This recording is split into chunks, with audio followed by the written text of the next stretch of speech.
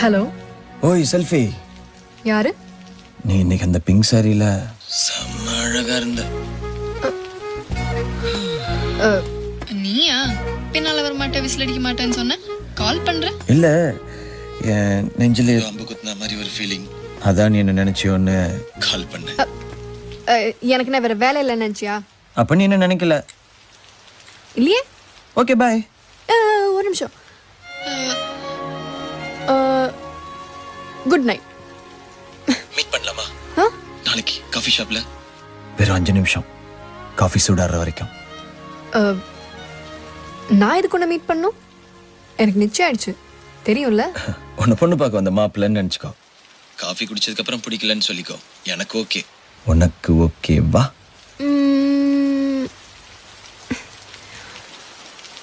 மாட்டேன்.